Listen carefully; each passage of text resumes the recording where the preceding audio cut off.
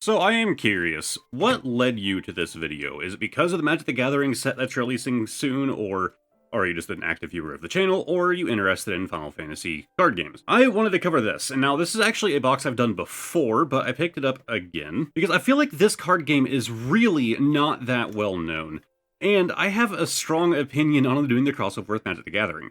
Well, I think this TCG has a long ways to go to become as, super well known, to become popular. As you might know, soon Magic the Gathering is releasing a crossover with Final Fantasy. And, man, how badly do you want to kill your SEO? How bad do you want to kill your discoverability? You're going to Google, like, Final Fantasy TCG, Final Fantasy cards, whatever else.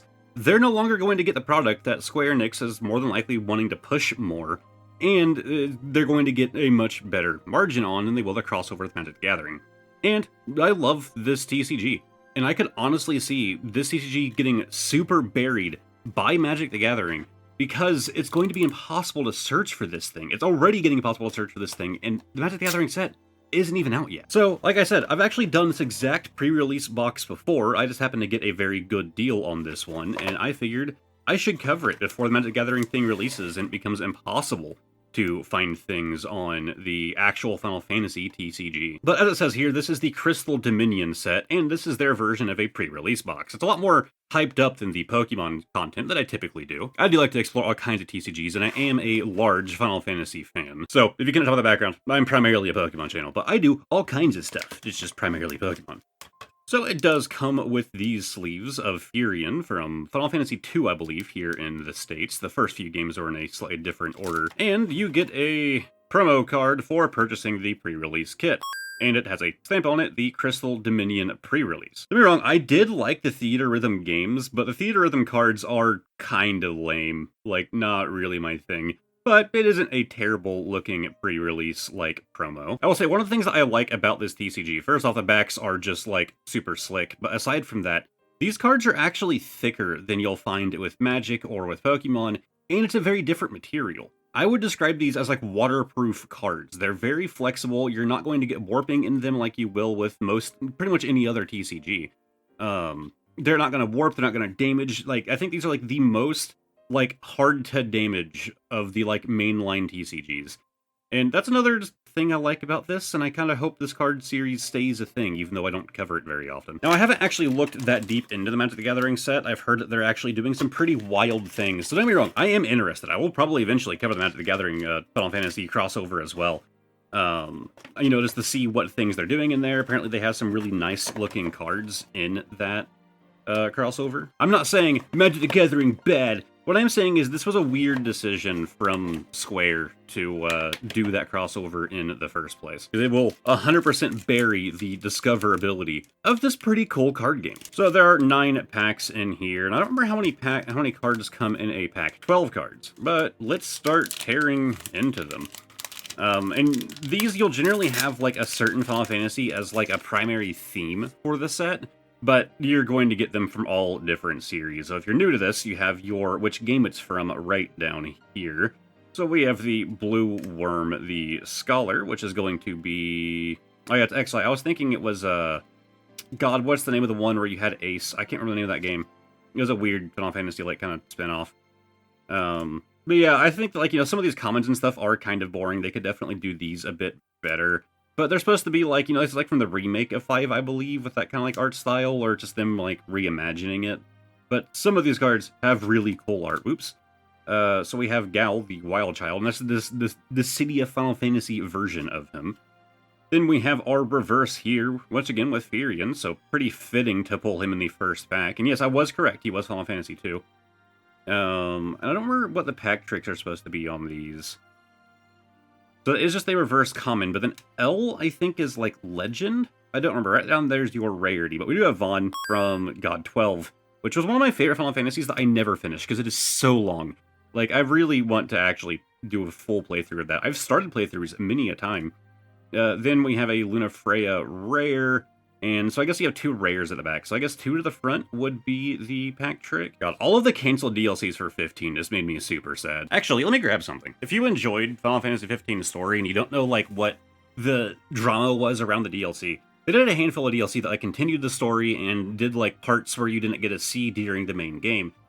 there was a lot more planned, and all of the DLCs were canceled when I believe it was the game director quit at Square Enix, and they were like, all right, scrap all of it. But the story had so much more to go, and all of that was just taken away from us. Well, they released this, the Dawn of the Future book, which kind of went over, and it's a novel with some like concept art and stuff, so there's very slight spoilers in here. But you have the full story of 15 after the game, so you're supposed to play the game first, then read this. But it kind of goes through the entirety of the story that was supposed to be in the DLCs that were all scrapped. And the story is actually really good. It gets kind of wacky. But you actually get to see some concept art in here for those DLCs to, like, continue the story out. I went through a big Final Fantasy 15 phase a couple of years ago, I want to say, and I went and picked this up. I did warn about spoilers. But this is spoilers for, after 15 to, the story would have been, like, so much longer, and it's really good, and I'm super sad that we never got to see it realized. But, yeah, I know people had their grievances of 15, but I really like the story. Anyways, moving on from that, like, I understand people had grievances with it. Like, I understand what people didn't enjoy about the game, and I definitely had my own grievances as well. But it was just so good. Like, the story was too good for me to let everything else prevent me from enjoying it. Don't know how to say your name, buddy. Q-Sith. And I haven't played, like, every Final Fantasy game, don't get me wrong. Typo, that's the game I was thinking of earlier. I haven't played, like, every single Final Fantasy, but I have played a lot of them. We have the Bomb. Okay, we have Machina, I believe his name was pronounced. I suggest playing Typo. This card is actually very slight spoilers for the start of the game.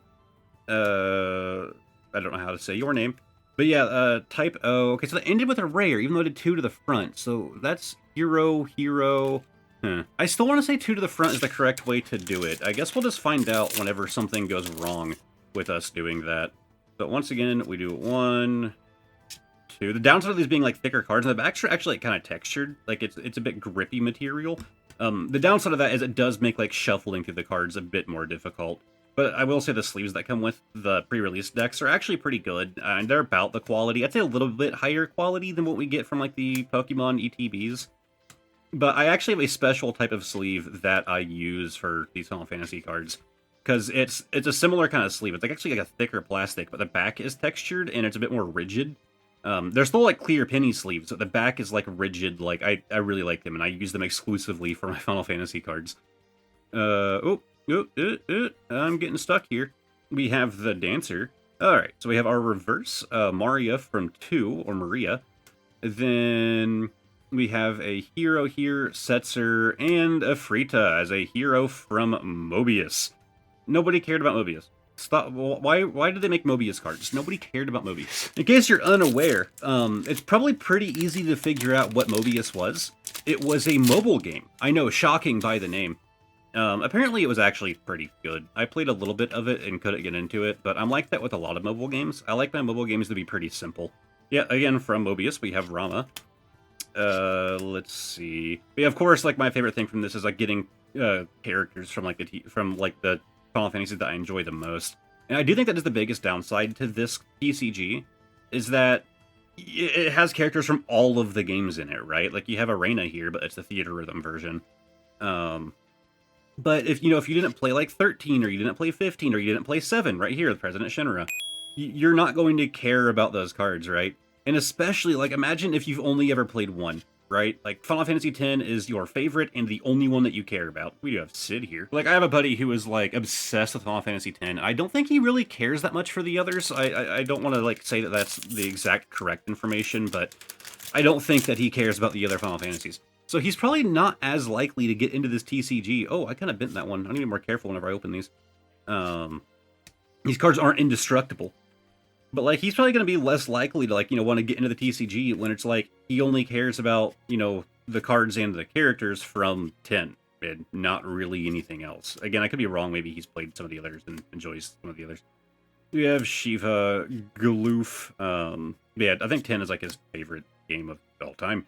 We have Edgar, and I think right behind it, yep, we have the reverse Edgar. Cool. Yeah, I do like how they do their hollow effects, even if it is a bit overdone on their reverses.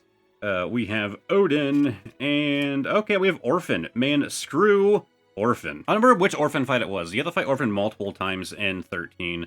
And I think it was the final boss, like the final fight against Orphan. That was just ridiculous. Granted, this is the Theater Rhythm version, because of course it is. Like, I liked Theater Rhythm, but nobody played Theater Rhythm because they liked the way they redesigned the characters. This Final Fantasy TCG video is brought to you by viewers like you. If you want to become a YouTube channel member, click the join button underneath the video down right below here, and for only $3 a month, you can get access to some exclusive videos and other content. You'll also get a fancy color in the Discord like this guy. Anyways, back to the video. But in my opinion, Orphan was probably one of the hardest boss fights I've ever done. Like, probably one of the hardest ones in gaming. It is just ridiculous. Like, I remember, like, looking up guides on it, and it's like, yeah, if you basically don't have these exact items, you're kind of screwed. Then again, I was, like, younger whenever I played it, but 13 actually had, like, some good challenge to it. I also enjoyed the story of 13, but I agree with a lot of people that the gameplay could have been far better. Also, Final Fantasy 13 Lightning Returns was not great.